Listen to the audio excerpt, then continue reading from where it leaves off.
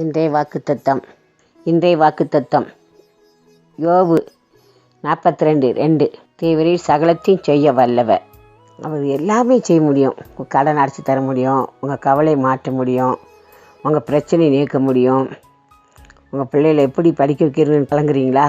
கர்த்தர் நல்லா உங்கள் பிள்ளைகளுக்கு ஞானத்தை கொடுப்பார், ஞாபகத்தை தருவார், நல்லா படிப்பாங்க. எதை குறிச்சும் கலங்காதீங்க. பணம் எப்படி கட்ட முடியும் அப்படின்னு கலங்குறீங்களா? தேவன் எல்லாவற்றையும் செய்ய முடியும். அது சர்வவல்லமுள்ள தேவன். தேவரீர் சகலத்தையும் செய்ய வல்லவர். நீங்கள் செய்ய நினைத்த காரியம் தடைபடாது.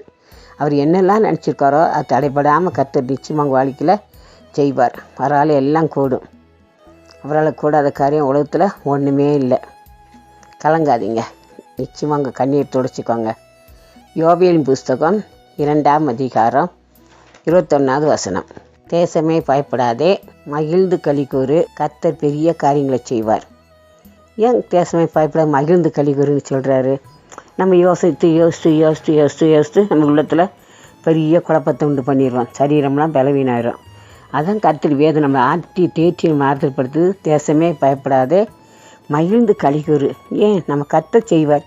என் தேவனுக்கு எல்லாமே செய்வார். என் ஆண்டவரை இயேசுகிட்டு எல்லாமே பார்த்துக்கொள்வார் அப்படின்னு சொல்லி நம்ம என்ன செய்யணும்? மகிழ்ந்து களிகூறணும்.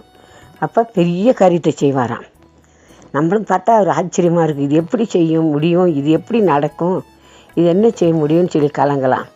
கர்த்தர் பெரிய காரியத்தை செய்வார். கலங்காதீங்க. உங்கள் கண்ணீர் துடைச்சிக்கோங்க. ஜெபம் பண்ணுமா? எங்களை அன்பா நேசித்து வழி நடத்துகிற எங்கள் பரலோக பரிசுத்த பிதாவையுமே துதிக்கிறோம், ஸ்தோத்திரிக்கிறோம். கடனால் கஷ்டப்படுற மக்களுக்கு கடன் அடிச்சுட்டாங்க. அப்பாமே துதிக்கிறோம். வியாதினால் கஷ்டப்படுற மக்களுக்கு வியாதியை குணமாக்குங்க. பலவீனத்தினால கஷ்டப்படுறவங்களுக்கு முழுமையாக சுகமாக்கி உங்கள் நாமத்தை மகிப்படுத்துங்க. அப்பாமே துதிக்கிறோம். அந்தகர் சக்தினால் சிக்கி தவிச்சு பாயம் தீகள் கலங்கியிருக்கிற மக்களுக்கு எல்லா இக்கட்லையும் இன்னும் தீகளிலிருந்து அவங்களை விடுவித்து அவங்களை பாதுகாத்து கொள்ளுங்க. தேவ கிருபை அவங்களை சூழ்ந்து கொள்ளட்டும். நீர் அப்படி செய்யப்படுறதுக்காய் நன்றி. எல்லா துதிக்கான மகிமைக்கு செலுத்துகிறோம். யாஸ்பா நாமத்தில் தாழ்மையாக கெஞ்சுகிறோம் பரமபிதாவே. ஆமென்.